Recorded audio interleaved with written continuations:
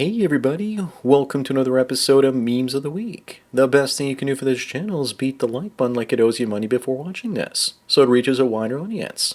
But before I get on with the memes, let me first tell everyone about today's sponsor, Conrad Riker. He's the author of the book Ideological Subversion, Yuri Bezmenov's Red Pill and Demoralization of Men by Feminism, Marxism, and Satan. In his book, he exposes the tactics used to target men and masculinity since the 1960s. We can all see society collapsing around us, and his book helps pinpoint how this is happening and how we can fight back. It also helps men build resilience so we don't have to kneel to the woke mob and be influenced by leftist subversion. So what are you waiting for? Sponsor links to Amazon, Google, and Spotify are down below, so you can get a copy for yourself. And now on with the memes. Number 1, Gen Z and millennials are almost 3 times more likely to say that a wife should obey her husband. Why is that? Because more conservative people are born into liberal ones, and they believe the family values instead of the woke ones. Why do you think the left and the alphabet people are trying to spread their ideology far and wide, and convert as many other people to their woke way of life? Because that's how they reproduce. Even what few kids they have these days, many are being sterilized by being turned into trans people. Up next, find a woman that looks at you the way that this woman looks at Arnold, while he was taking his English classes in Santa Monica in 1979. And another woman in the background is seemingly getting enjoyment by looking at the camera. Not only was the girl next to him falling for him, but chances were that every girl in the room was falling for him too. Never listen to women when they tell you that they aren't attracted to a man with muscles. They all probably slept with him and didn't care that he was using all of them. Number 3, people are saying that white people need to start having babies as soon as possible, because America's minority births outnumber white ones for the first time in history. Yeah, it's not going to happen. I don't think it's blacks, though, because their fertility rate is now 1.46 versus the white one at 1.54. It's Hispanics having more kids, but their fertility rate is 1.92. So even they're now below replacement. Gentlemen, artificial wombs are our only hope at this point. Moving on, this is why you shouldn't be a simp stepdad or get married. This guy adopted her 6 kids and had 2 more, and now he's facing child support for all 8 of them. Would you look at that? A black man getting scammed by a white woman, now that's something new. This isn't about race, though. This is about being stupid and putting all the power in the woman's hands to destroy your life by making her your wife. The red pill saves lives. Too bad he didn't take it on time. Number 5, here's the bargaining power of being a high-value man. When your woman tells you no cooch tonight, you just say no cooch from you tonight. And the moment he says that, she probably gets wet and jumps his bones because she knows it's true. And here's a picture of his side chick who'll do anything for him and won't nag him or badger him because she knows what she has and she won't risk upsetting him. Up next, women move to New York to snatch up the wealthy men, only to find that they're almost always autistic. Of course they are. You have to be obsessed and focus on one thing all day and get really good at it if you want to make millions of dollars. I guess all those quants have actual skills instead of just wasting their time gossiping at brunch. One guy asked the question, why is it women's goal to become a financial parasite to a wealthy man? Number 7, we have another post-wall woman saying that a 30-year-old man has no business dating an 18-year-old woman. I wonder if she's serious about this, or if this is just for attention. She wants to shame the older, attractive, and successful guys into dating someone like her instead, and saying this also gets her attention from simps. Also, something tells me that she's definitely over the age of 23. Moving on, this man married 4 women at the same time and discovered that they were all transgendered. Trust me, he knew. He was just pretending like he didn't. Are you telling me he didn't sample the Wiener Schnitzel merchandise before he bought it? As far as I'm concerned, he married his fellow men, though. Plot twist, he's a trans man. Just kidding. But I almost had you going there for a moment. I remember a time when marriage was between a man and a woman, and not between 5 guys. Number 5, Alec Baldwin's wife is 26 years younger than him, and she now shares the secret to their long-lasting 14-year marriage. Money. It must be the money, right? Or maybe she's turned on by killers who use boomsticks, and she probably fantasizes about him pointing at her too. But by the look on his face, she's probably got his balls in her purse.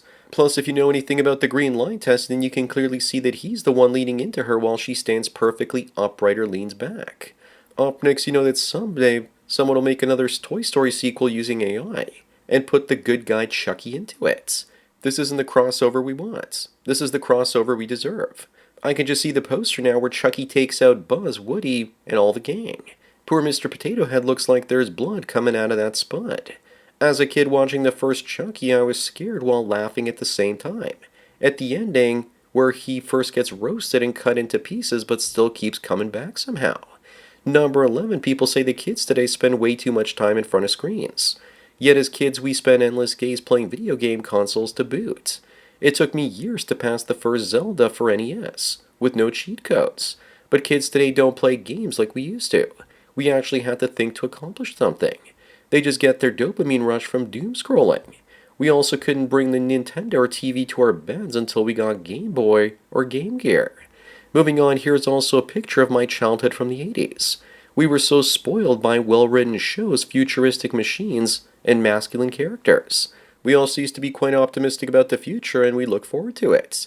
This is all great, but there's something very important missing here, and it's the Ferrari from Magnum P.I. I can't believe they didn't add it to the picture, as well as the white one from Miami Vice. How could they forget that? Number 13, why is it that most polyamorous people look the same? Because they all have the same psychological problems and think that having more sex will fix them. We really need to see the popularity of crazy colored hair, nose rings, and tattoos go down. On the bright side, at least we can't smell her through the screen. I guess that's one silver lining. Now doesn't she look so much better natural with the proper necklace around her neck? Up next looks like George Lucas pulled up Bill Burr before he even was a Bill Burr. Dude's a billionaire, he can have any hot white woman he wants. Maybe he's got chocolate fever or something. Either that or return to the dark side, literally. Imagine how much better Star Wars would have been if George had never gotten a divorce from his wife who edited the first film. She actually died recently. Rest in peace. Number 15, people say that stories about the Japanese regrowing human teeth, ending dentures and implants forever is within reach. Yes, they're actually doing trials. And if everything goes smoothly, it'll become commercially available by 2030. I guess it's time to start putting the dental studios out of business. The drug works as a monoclonal antibody that neutralizes the USAG1 protein, which normally suppresses the development of dormant third-set tooth buds in the jaw. By blocking this protein, the treatment aims to stimulate the natural growth of functional teeth. Moving on, here's proof that they really are using AI to make Henry Cavill look bad. Probably because no one wants to see the new Supergirl movie. My first guess is that's Mark Ruffalo's face partially posted on Cavill's body. How dumb do they think we are when here's just a handful of the issues with that photo? The sideways Adam's apple, the pointy elfie ears get me every time. They also gave him a black George Floyd nose for some reason as well. Number 17, oi, do you have a license for that sunshine, mates? Back in 1696, the British government decided to tax sunlight. Houses were charged by the number of windows they had. Many folks boarded or bricked up their windows, choosing to live in darkness instead of paying the governments. This is their generation's version of the carbon tax or net zero. When I went to a museum on Long Island, I was told about a closet tax. You had to pay extra for them because it impacted the armoire business. Or when cities demanded that every car on the road employ someone in front of them to carry a flag. Up next is someone remember Captain Harris and Proctor. Well, there they are, like they just got back from their reunion at the Blue Oyster. The only one missing here is Bobcat Goldstein. I grew up going to the 20th Street Elementary School in southern Toronto in Etobicoke, which was actually across the road from the old asylum where they actually filmed the Police Academy movies. Today it's been converted to the Humber College and it's full of Jeets. Number 19, sometimes I wish I had clinomania or the urge to stay in bed all day. I thought I did have that once, and it turns out that I was just depressed because my life was way too easy. It's just bed rotting by another name. In China, it's called laying flats. Whatever you want to call it, it's laziness by a different word.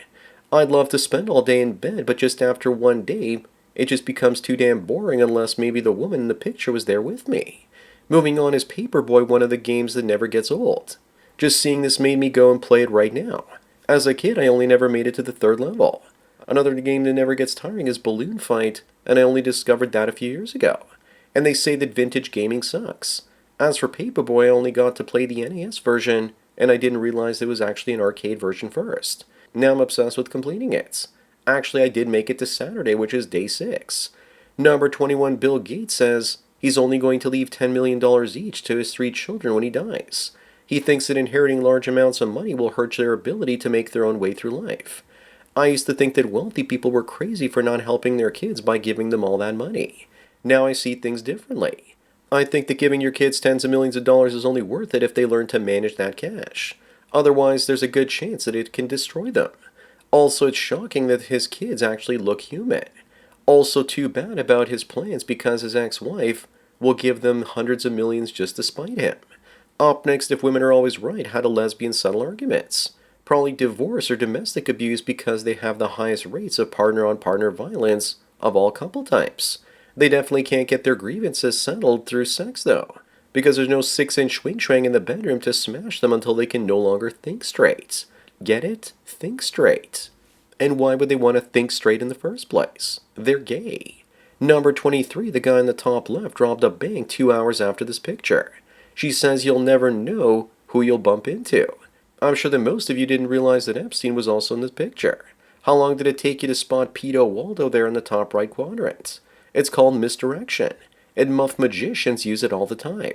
She should be careful or she might disappear into a human trafficking ring.